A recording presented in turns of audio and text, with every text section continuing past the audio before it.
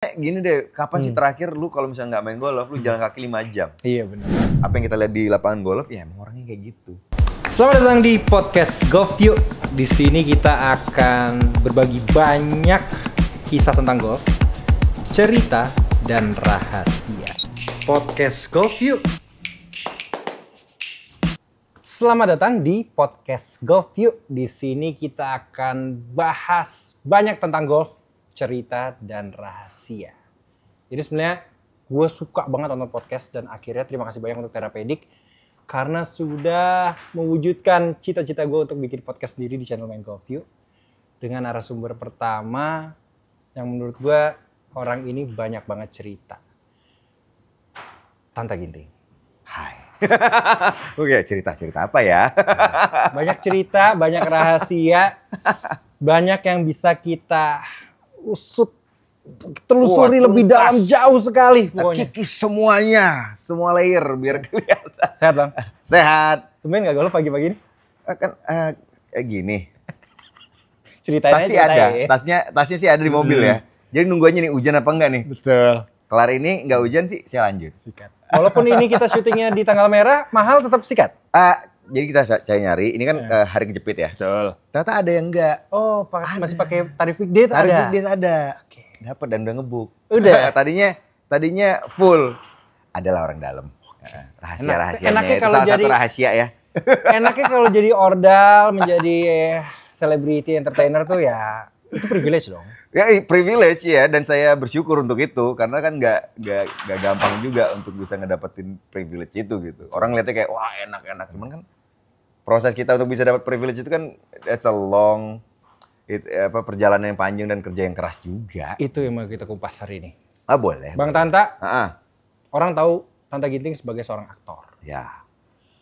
Pertanyaan gue nih, di setiap episode gue akan nanya tentang sekarang lu jadi aktor, apakah dulu waktu kecil lu memang seneng acting atau ada keluarga yang artis, lu dititipin sama orang sehingga lu bisa main film bla bla bla bla, atau seperti apa ceritanya? Enggak sih, enggak ada. Kalau keluarga yang acting tuh enggak ada sama sekali. Cuma gue tuh dari kecil seingatan gue tuh suka banget menghibur orang. Oke. To entertain people. Kayak misalnya lagi rame-rame, gue suka joget lah depan mereka. Pokoknya gue suka bikin mereka tertawa, bikin mereka bahagia di saat kita lagi rame-rame lah gitu. Nah jadi gue udah, kalau misalnya gue tarik balik pengalaman gue, dari cerita hidup gue tuh emang dari kecil tuh salah satu common denominator-nya gue itu, atau persamaan yang selalu ada sampai sekarang, gue tuh suka mengentertain orang. Itu gitu. Nah, cuma waktu itu gue emang karena gue nggak ada keluarga yang di bidang musik atau entertainment, jadi itu cuma kayak ini anak cuma hyper aja, emang suka bercanda-bercanda gitu. Orang dulu banget tuh ya. Orang dulu banget, karena yang di build-nya, yang dibangun tuh masa depan gue oleh orang tua gue adalah ini akan menjadi anak kantoran yang yang kerja di kantor, yang akan menjadi seorang direktur suatu hari dan memegang suatu perusahaan gitu. Cuma mereka nggak ngeliat bahwa ternyata yang terjadi sama gue dari masa kecil itu adalah sebuah skill. Itu sebuah skill yang mungkin mereka nggak familiar, mereka nggak peka akan itu. Jadi mereka menganggapnya emang anaknya suka bercanda aja. Padahal jadi nggak diarahin untuk itu. Sama gitu ya? sekali. Bahkan dihentikan. Oh ya? Maksudnya dilarang gue untuk even berpikir untuk mau ke dunia entertainment, musik, apalagi acting ya. Acting jauh banget lah. Kalau musik tuh ya masih ada lah kita dekat dengan musik tradisi tapi. Jadi mereka ngelihat kalau musik tradisi ya udah lu kehidupannya cuma kayak gitu doang. Itu yang mereka akhirnya kayak jangan kayak gitu deh gitu. Karena pada zaman dulu musisi ya lumayan tidak dihargai banget, apalagi yang musisi tradisional. Benar. Gitu. Jadi mereka mikirnya jangan gitu. Tanpa mereka ketahui ternyata masa depannya di sekarang ini entertainment business berkembangnya pesat banget. It's a huge business gitu. Kalau teman-teman tadi banyak banget dengar tentang musik.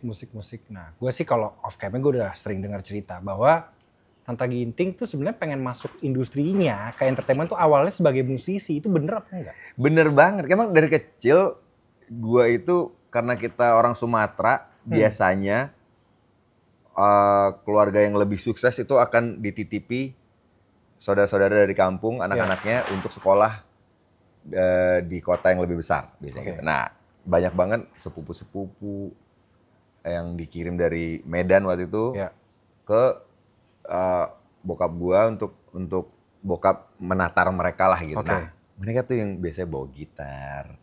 Mereka sering nyanyi-nyanyi di rumah. Mereka tinggalnya di rumah semua kan. Di situ gue mulai terekspos dengan musik gitu. Jadi acting tuh jauh banget. Itu tuh udah nggak pernah kepikiran sama sekali. Umur berapa tuh Bang? 6. Oh, dari kecil? Dari kecil. Berarti sih saudara-saudara dari Medan dari kecil udah ikut keluarga Abang? Dari mereka biasanya lulus SMA, kuliah. Jadi waktu itu gue di Palembang kan. Jadi mereka udah lulus SMA, nggak tahu kemana kerjanya. Akhirnya dikirim ke rumah kita untuk dititipin ke bokap untuk nerusin kuliah. Sampai mereka ntar dicariin kerja sama bokap. Biasanya gitu. Nah mereka tuh yang biasanya ngebawa tuh influence di dunia musik dan segala macam. Jadi gue lebih familiar sama musik. Dan ternyata gue nyaman banget sama musik waktu gue jalan-jalan ke Jakarta ketemu saudara juga yang ternyata dia punya studio di rumahnya. Wah, lebih semakin terbakar lagi lah keinginan gue untuk bermusik gitu. Jadi gue dan semua itu terasa sangat natural.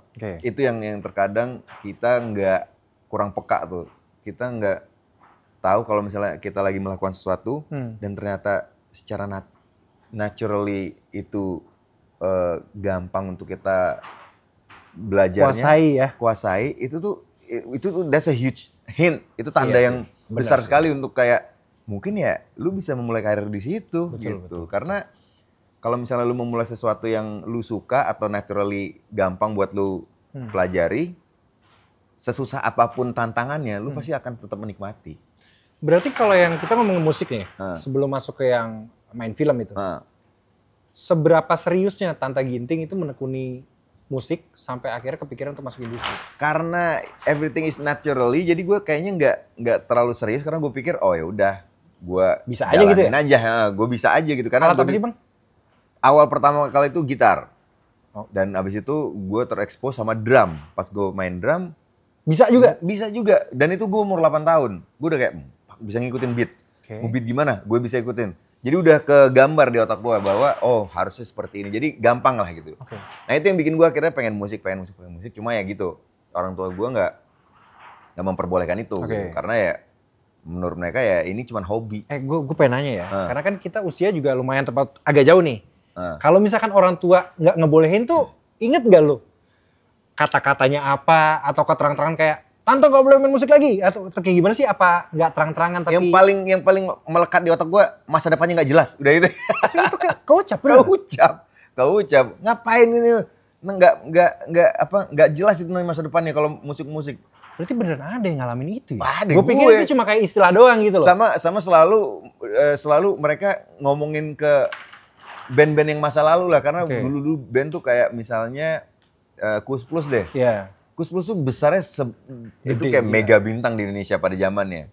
But they ended up nggak seperti ketenarannya lah gitu lah. Iya, gue paham. Karena emang waktu itu bisnisnya belum terbangun tuh. Jadi masih belum jelas, let's say royaltinya dan segala macam. Jadi musiknya terjual sebanyak-banyaknya, yang dapatnya cuma produsernya doang. Artisnya nggak dapat. Karena kebanyakan beli putus ya. Itu dia. Yang paling sering nih, cerita yang paling sering gue denger di tahun-tahun 70-an 80-an, di saat lu jadi hit maker, lu bikin sesuatu yang viral banget, mau itu film, musik ataupun atlet, lu nggak dapet apa yang seharusnya lu dapet nih, lu malah dikasih bonus aja. Yes, betul. Terkadang dikasih bonus mobil pada saat itu. Menurut kita kayak wah dikasih mobil. Bener. Padahal kalau misalnya kita ngitung royalti dan segala macam, itu bisa lebih daripada sebuah mobil. Kita mungkin bisa beli showroomnya bro. Bener. Cuma Ya cuma ya Betul, gitu betul. kan. Itu yang terjadi. Jadi di saat kita ngelihat Ya. di surface-nya, di permukaannya, si artis itu kayak hidupnya susah banget gitu. Padahal karyanya tuh udah menjual entah berapa juta ataupun miliaran rupiah gitu. Benar. Nah, cuma sekarang tuh udah beda banget. Bisnisnya udah beda, kontrak juga udah mulai dibenahin nih tentang royalti, tentang ya banyak lah yang Artisnya udah makin pinter juga pasti artis kan. udah banyak belajar dari masa lalu. Nah itu yang akhirnya waktu itu orang tua gue nggak salah juga sih, karena itu yang terpampang di depan mereka kan. Kalau mereka pelajari dunia musik, dunia entertainment, ya lu sulit hidupnya. Benar. Jadinya malah cuma buat fun-fun aja. Jadi itu yang membuat mereka melarang gue untuk meneruskan keinginan gue untuk berkarir di dunia entertainment. Karena ya kalau gue juga di posisi mereka, I would do the same thing lah gitu. Kayak gimana sih lu mau menjerumuskan anak lu ke dunia yang nggak pasti gitu kan, rada aneh juga makanya. Nah, sekarang kenyataannya kan lu sekarang menjadi seorang entertainer. Ya. Masuknya melalui musik atau langsung ke film sebetulnya? Melalui musik. Karena emang niat gue waktu gue tinggal di Amerika pun, gue cuma mau belajar musik. Berarti bebel lu ya? Keras kepala. Karena emang menurut gue dari yang gue pelajari, semua orang-orang dari yang gue baca, semua orang-orang yang sukses tuh orang-orang yang keras kepala, yang persisten lah. Untuk kata positifnya tuh persisten, yang konsisten. Sorry gue potong. Di saat itu orang tua lebih ke nyerah atau kayak lu bisa kasih sudut pandang baru ke mereka sehingga mereka setuju?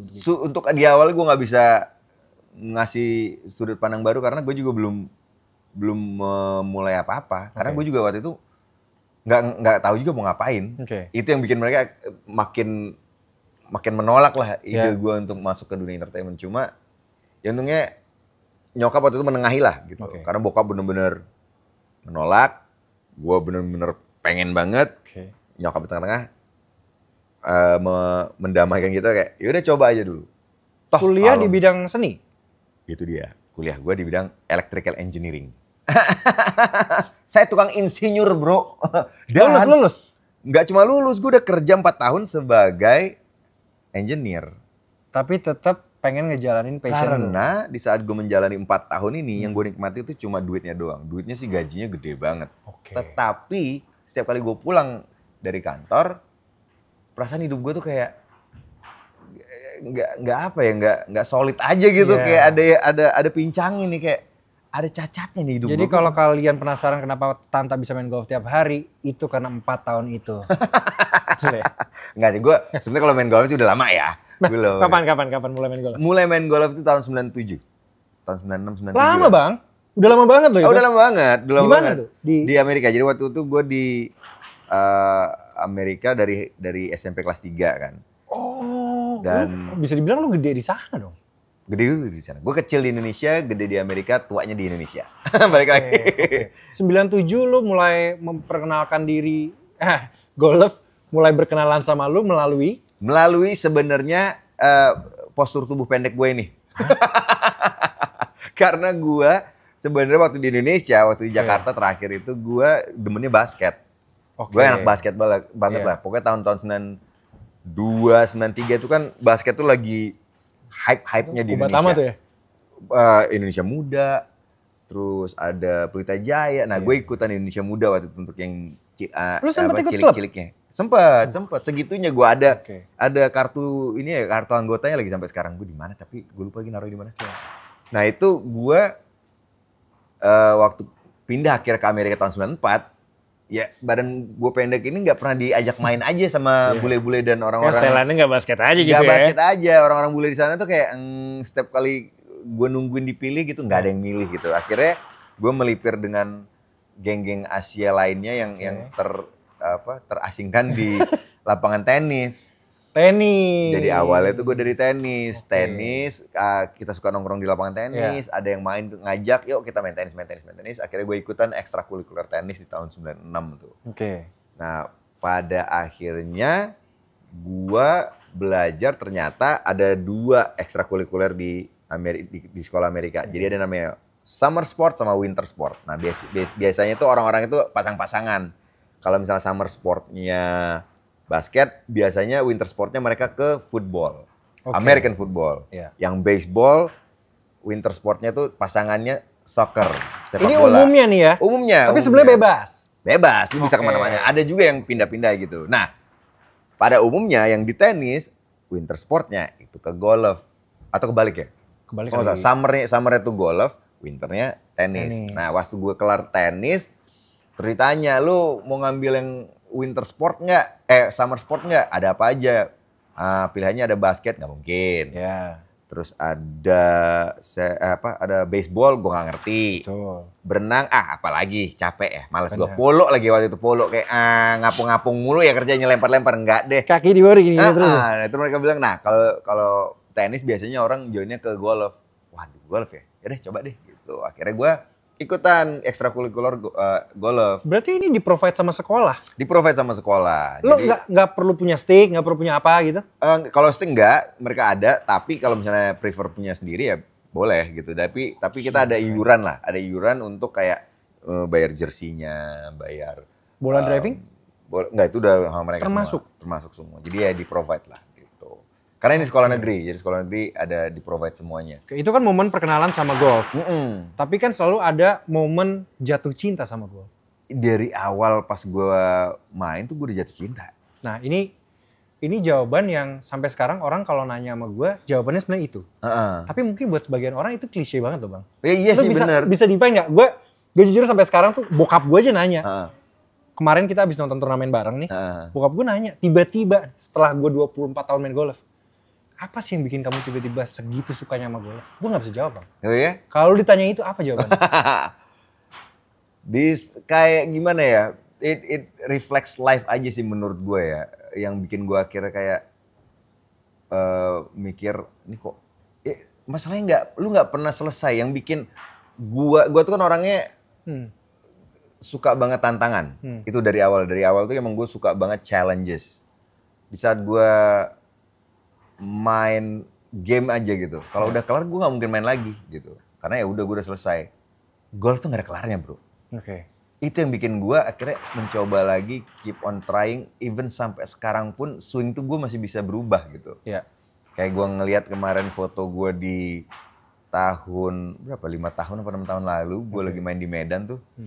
10 tahun lalu bahkan kayaknya. 10 tahun lalu gue main di Medan. Swing gue aja beda. Sama yang sekarang ini? Sama sekarang, jauh banget. Gue di situ kayak pukulannya Ernie Els ya.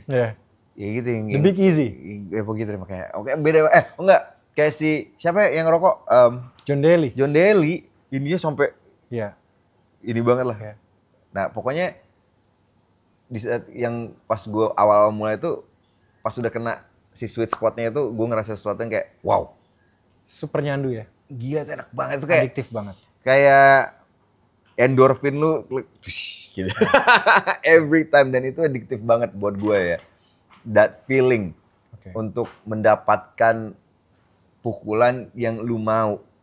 Nah, itu tuh nyandu banget. Jadi emang pada dasarnya sesuatu yang tidak bisa dijelaskan kalau lu nggak ngalamin itu sendiri. Iya betul. Jadi emang lu harus nyoba aja kalau emang kayak mau ngerti kenapa. Banyak orang emang ngeliatnya kan dari luar aja.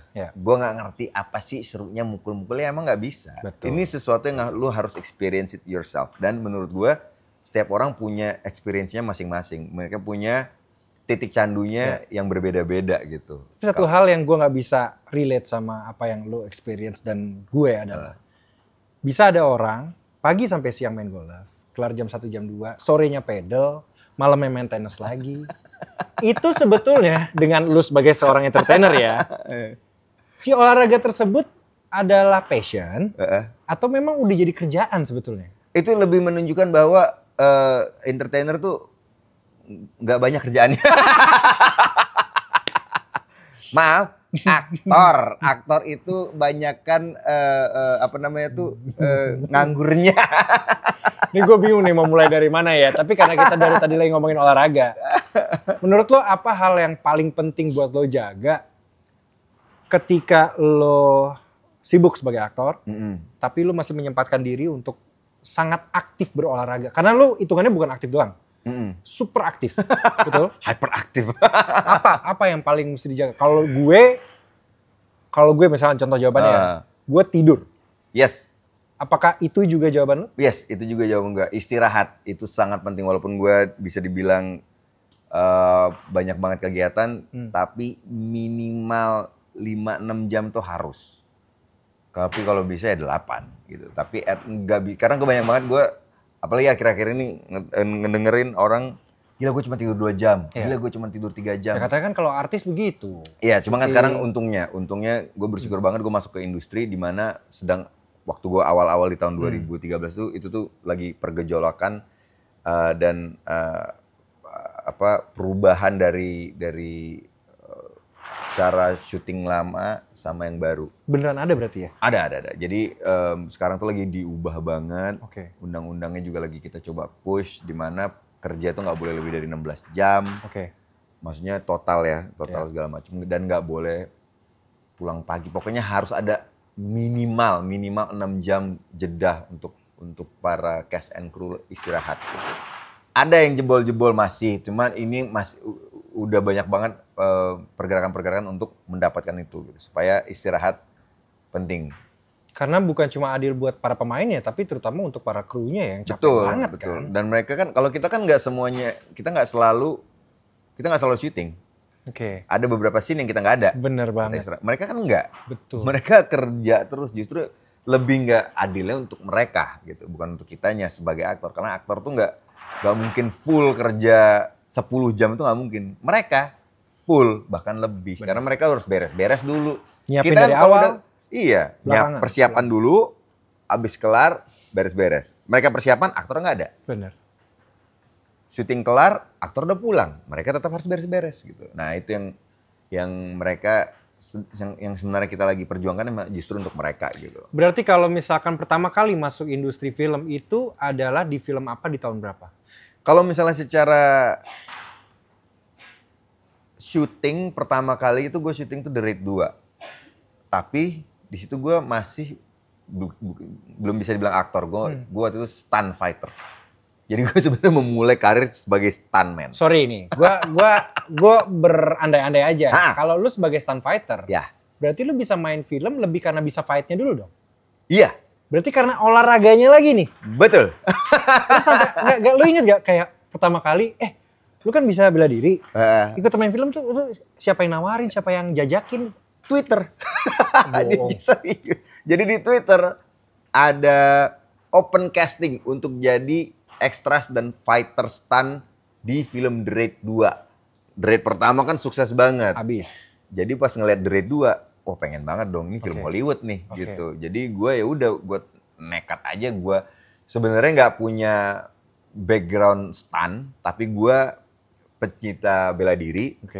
Karena dari sebelumnya juga gue lumayan aktif di Krav Maga sama Brazilian Jiu-Jitsu. Dengan modal itu gue memberanikan diri untuk casting sebagai stunt. Datang ujuk-ujuk, nggak ada yang kenal sama sekali. Nggak ada yang kenal sama sekali. Gue bener-bener daftar kayak halo, iya Tanta, oke. Ini daftar nama Tanta gini. Udah dipanggil, dilihat. Jadi waktu itu dicontohin sebuah gerakan, gue ikutin dan sangat basic. Cuma mereka pengen lihat seberapa cepat lu nangkep si gerakan itu.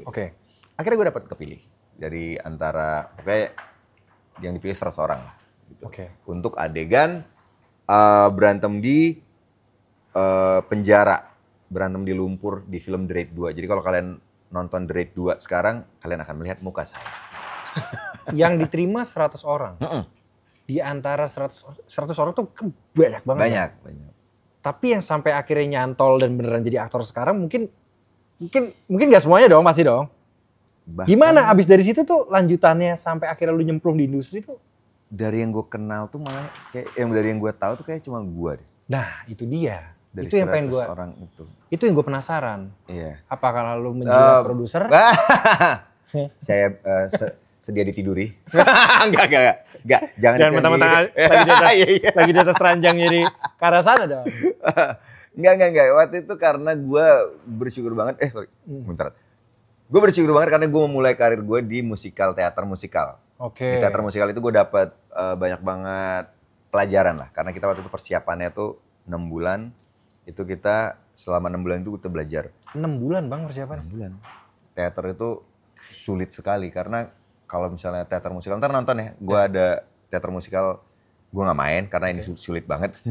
Karena di teater musikal tuh harus bisa nari, nyanyi, dan acting.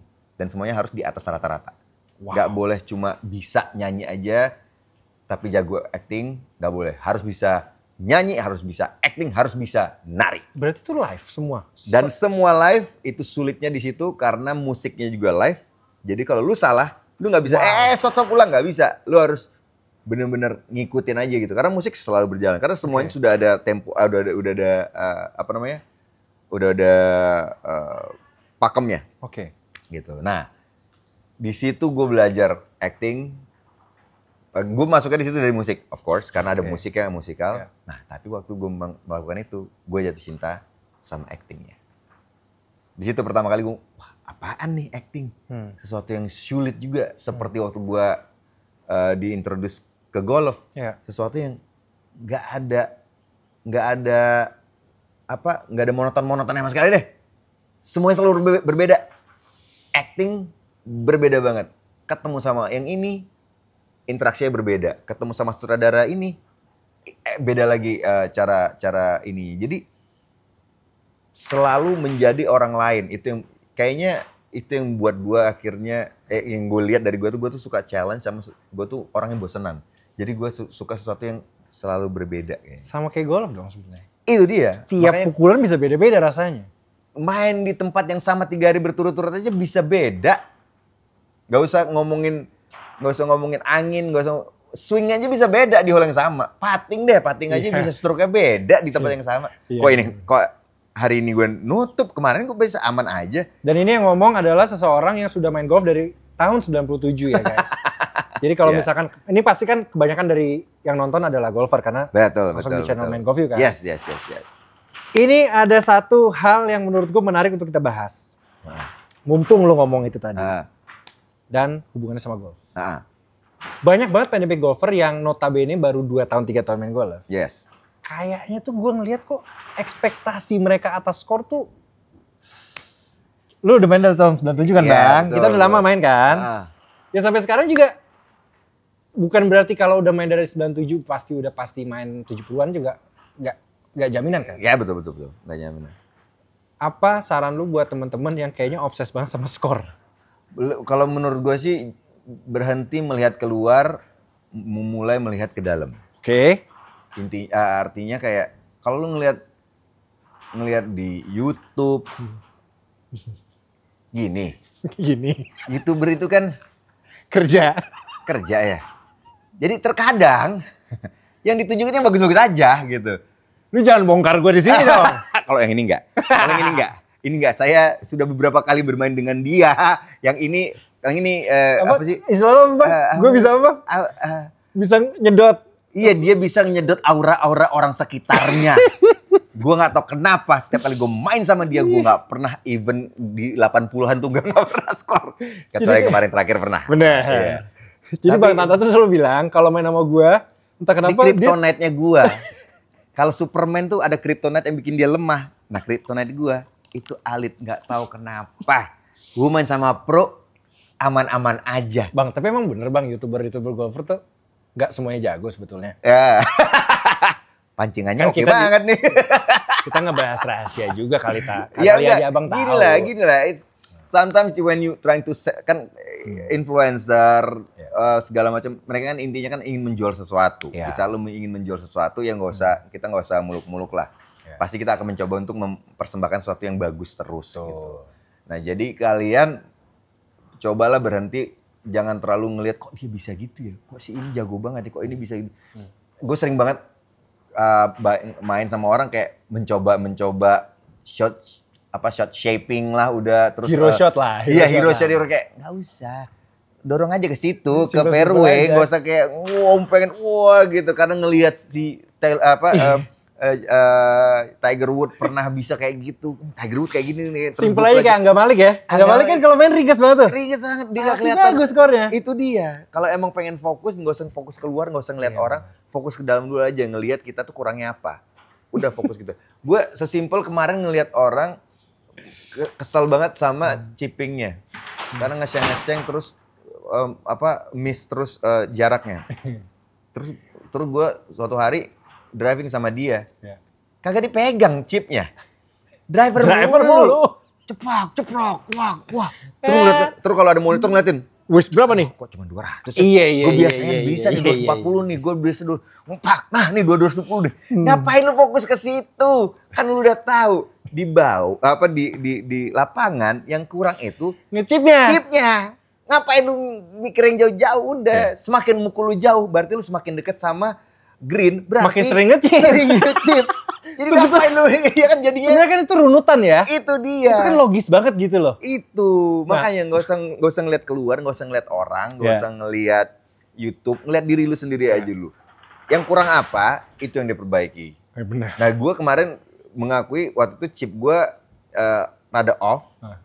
Makanya kenapa gue sekarang kalau misalnya ke driving range at least 100 sampai 150 bola gue itu cuma buat ngechip doang. Udah baru terakhir-terakhirnya ya udah biar buat ngepuasin diri sendiri ngeliat bola jauh gitu. sikat driver, tapi enggak, gue cuman chip gitu. Makanya kenapa gue selalu ngerekomen orang cari yang jam-jaman aja. Karena kalau jam-jaman lu mau 150 bola tuh nggak rugi lah gitu. Atau latihan di tempat yang ada practice screen-nya ya. Atau ada practice green-nya gitu. Jadi lu bawa bola sendiri, ada chipping area-nya, sampai puas deh lu di situ gitu. Bang, tapi lu setuju nggak kalau misalnya gue bilang industri golf di Indonesia tuh lagi naik-naiknya? Maksudnya kalau dulu orang cuma bisa bermain, sekarang orang bisa mencari uang atau mengkomersialkan dirinya dari golf itu sendiri. Ya, bisa banget karena emang sekarang orang tuh udah nggak, ya kita ini rada aneh juga, tapi ya kita harus bersyukur sama pandemi ya. Karena dengan pandemi banyak banget sekarang lapangan golf yang membuka pintunya lebar-lebar. Karena kalau dulu kan kebanyakan kayak private, members only atau members guest doang yang boleh main. Nah berarti, itu yang membuat orang juga takut untuk memulai pada saat itu. Benar. Berarti lu tumbuh di era golf tuh masih dengan stigma lama ya? Golf itu mahal, golf itu eksklusif. Yes. Nah ketika sekarang golf udah lebih terbuka, buat lu sendiri, itu adalah sesuatu yang positif atau negatif? Atau lu lebih seneng golf yang lama? Gue sih yang gue lihat, setidaknya orang udah ngerti golf itu apa gitu, karena udah mulai terekspos aja gitu. Karena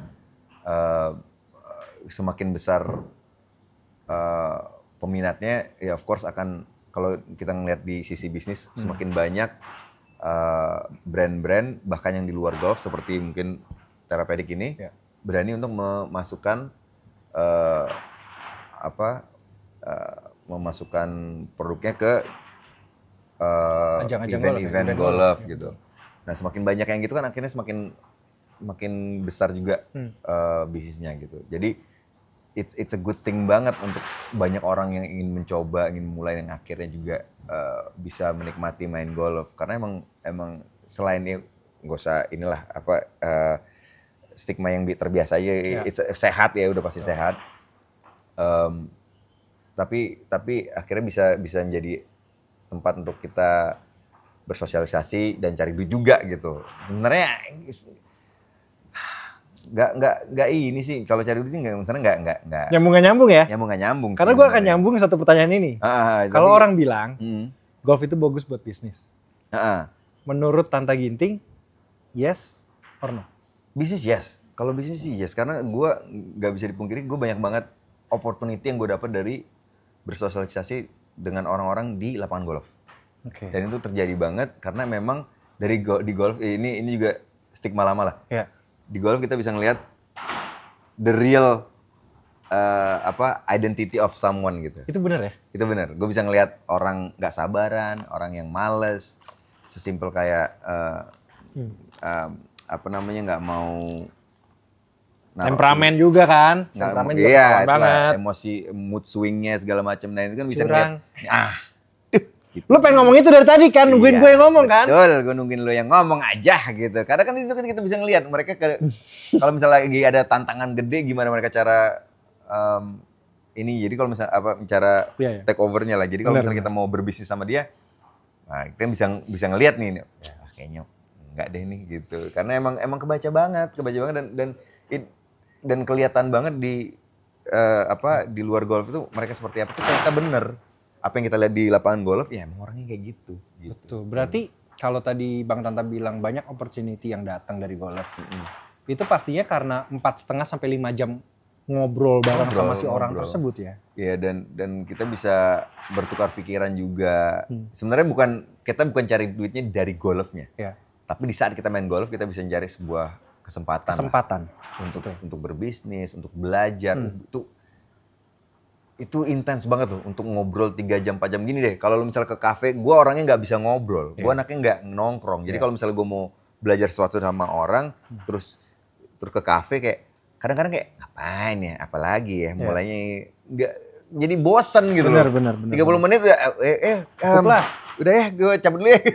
Di saat golf, lu bisa terus ada kegiatan dan itu membuat lu bisa sambil jadi kayak ada alasan untuk lu ngobrol aja gitu, nggak cuma maksudnya ada alasan untuk lu bisa jalan terus aja, nggak cuma ngobrol doang gitu. Karena ada game yang harus dimainkan sampai dengan selesai kan. Itu dia. Nah, dari situ gue banyak banget ada kesempatan-kesempatan yang gue dapat dari golf gitu. Berarti bisa dibilang golf itu bisa kasih lihat attitude seseorang dengan terus business opportunities.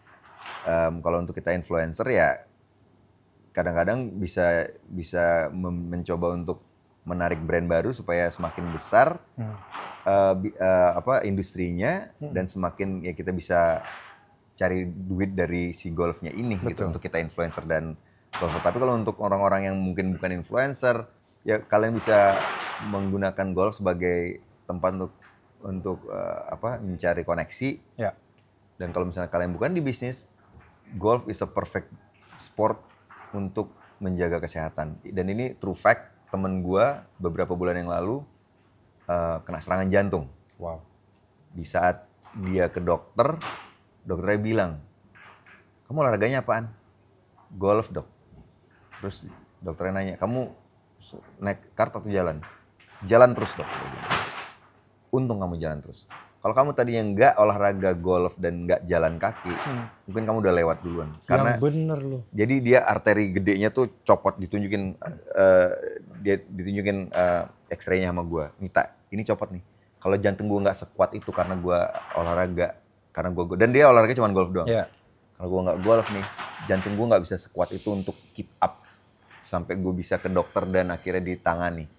Jadi golf adalah olahraga ya?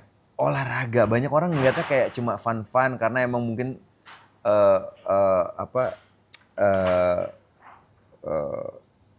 udah dilihatnya selalu yang fun-fun aja, apalagi di YouTube tuh banyak dari kayak isian-isiannya, mabok-maboknya gitu. Tapi aside from that, dari fun, ini beneran olahraga. Karena kalau kita nonton di TV atau di YouTube gitu ya, semua lapangan yang naik turun itu tidak terlihat senaik turun itu kan?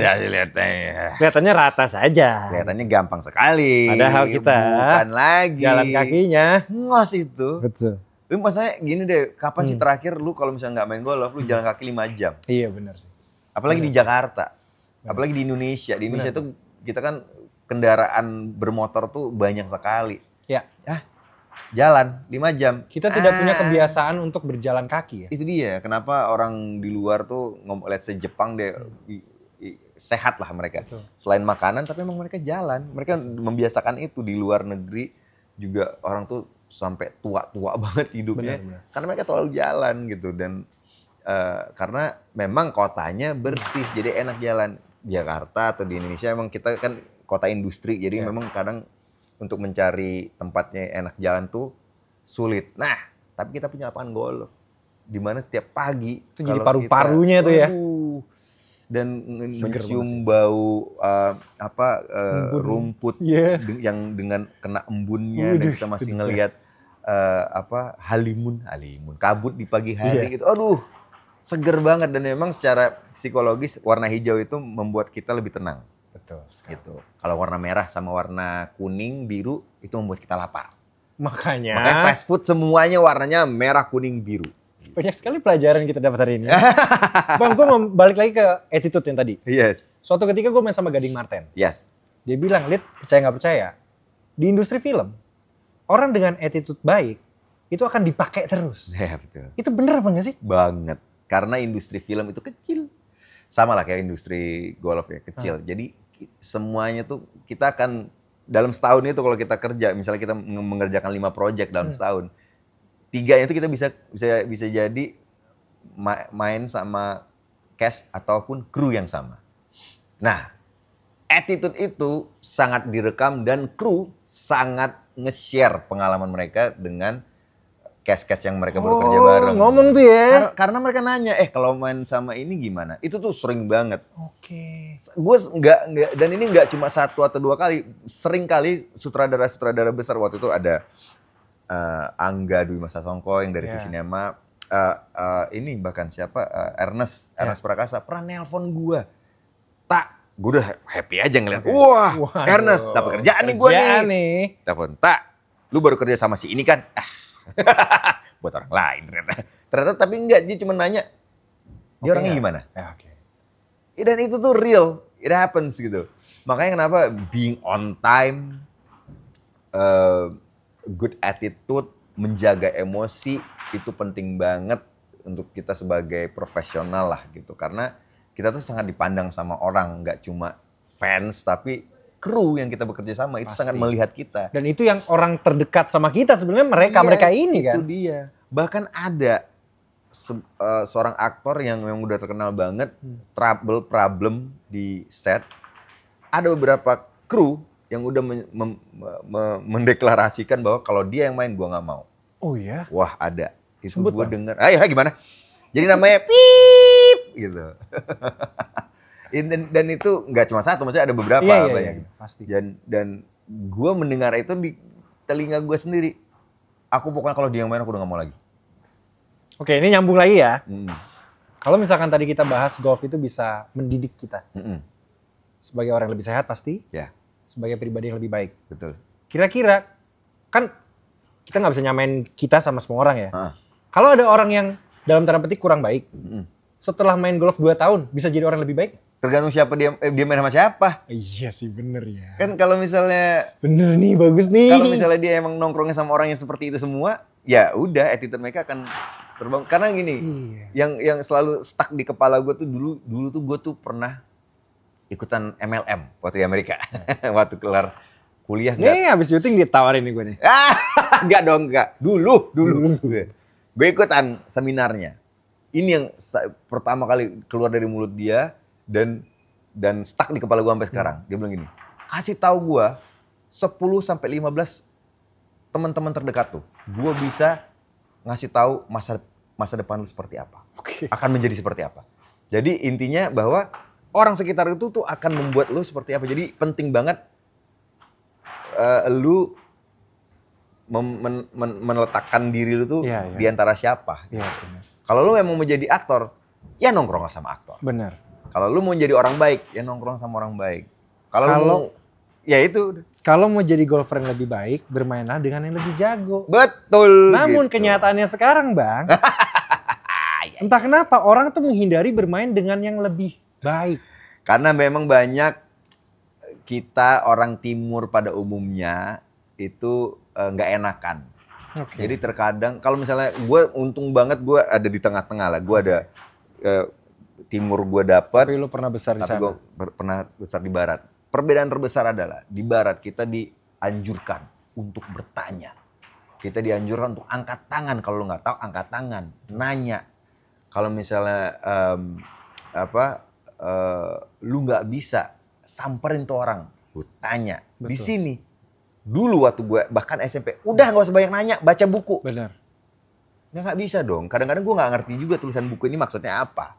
Nah kalau di sini pada akhirnya ya itu jadi udah sebuah identitas orang timur yang budaya timur banget budaya timur yang nggak enakan, yang selalu nunduk sama yang lebih jago. Apakah itu alasan Sintayong tidak diperpanjang? Aduh, saya nggak ngerti kalau soal. Nggak, kita nggak kesana ya. Kita nggak kesana. Ini ya kita kan cuma orang biasa dengar gosip. Betul. Tapi itu yang untungnya sekarang kan kita sudah mulai terekspos ke budaya barat. Ya. Cuma terkadang ya ada juga budaya barat yang tidak bagus juga, tapi Kita ambil yang baiknya. Kita ambil yang baiknya yang nggak aja, baiknya kita gitu. nggak usah ambil. Jadi kayak kemarin, tapi maksudnya di luar golf, kalau di golf gue udah membiasakan diri, memberanikan diri untuk ya of course gue justru pengennya main sama yang lebih jago supaya gue bisa belajar. Nah kemarin tuh di paddle, gue kemarin ke turnamen. Ternyata banyak yang beberapa yang jago itu malah ngambilnya kelas yang di bawah. Karena mungkin mereka mau menang, mereka mau itulah merasakan kemenangan gue. Gue justru kayak main, gue mendingan main sama yang lebih jago. Gue kalah, betul gue kalah, tapi gue belajar banyak banget. Gue ngeliat, oh, gue kurangnya di situ. Oh, mereka mainnya kayak gitu. Karena yang tersulit untuk kita sebagai manusia itu melihat kekurangan kita. Benar. Karena kita tuh denial, kita tuh sering banget kayak enggak itu gara-gara enggak tadi rumputnya ketebelan. Iya. Tanahnya tadi miring. Udah nggak usah cari yang lain. Emang lu goblok aja gitu. Swingnya emang masih jelek. Nggak usah salahin angin. Ih tadi ada burung lewat.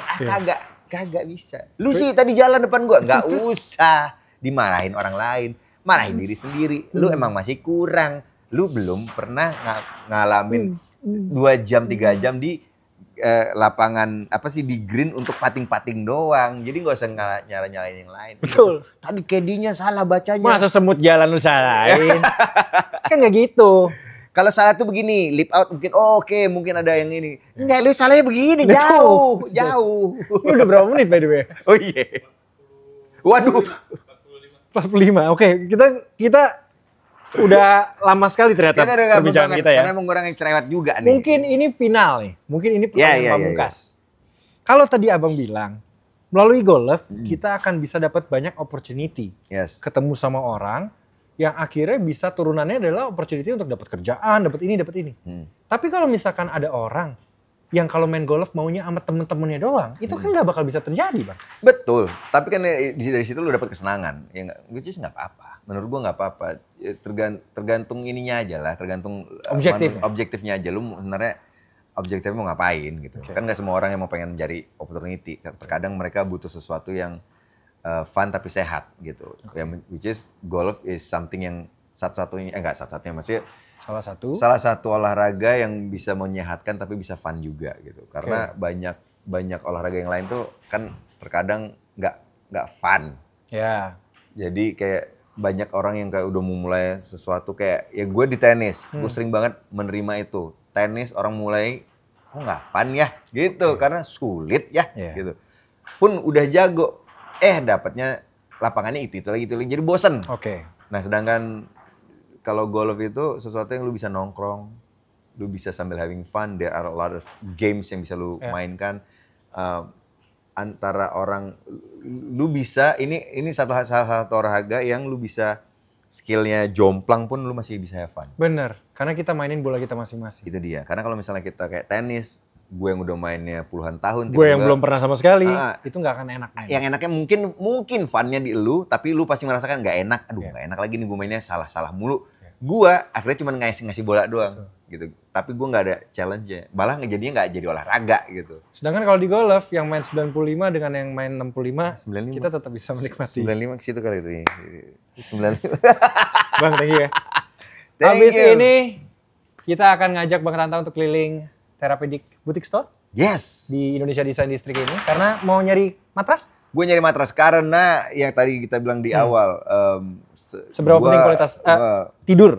Seberapa penting istirahat itu gitu. Karena menurut gue kita mau olahraga sekeras apapun kalau nggak ada istirahatnya itu paling bahaya malah. Betul sekali. Dan istirahat yang paling penting itu bukan cuma nongkrong duduk tapi tidur. Dan kualitas tidur itu penting banget untuk kita dapetin. Makanya kita harus kalau mau tidur berarti catat ya. Kasurnya harus yang benar. Terima kasih telah menonton. Kamu nama dulu. Jadi nggak cuma golf yang ada fitting. Kasur juga ada fitting. Ya, itu kan? Bener banget. Karena kan banyak, ada yang lembut, ada yang keras. Nah tergantung kita enaknya seperti apa atau postur tulang kita seperti apa. Bener. Dan untungnya Therapeutic ada semua dong. Ada semua. Lengkap. Jadi buat teman-teman semua yang pengen nyari matras bisa langsung datang ke Therapeutic Boutique Store di Indonesia Design District Peak 2. Karena akan ada tim sales yang bisa kasih kalian banyak sekali opsi Yes. yang cocok sama kita. Betul. Bener kata Bang Tata tadi, Fitting. bukan cuma club fitting, tapi mesti bed Bad fitting bener. supaya kita makin sehat. Yes. Terima kasih banyak sudah menonton podcast GoView. Ini adalah episode pertama dan Tata Ginting menjadi tamu spesial kita hari ini. Sampai jumpa di episode berikutnya. Dadah.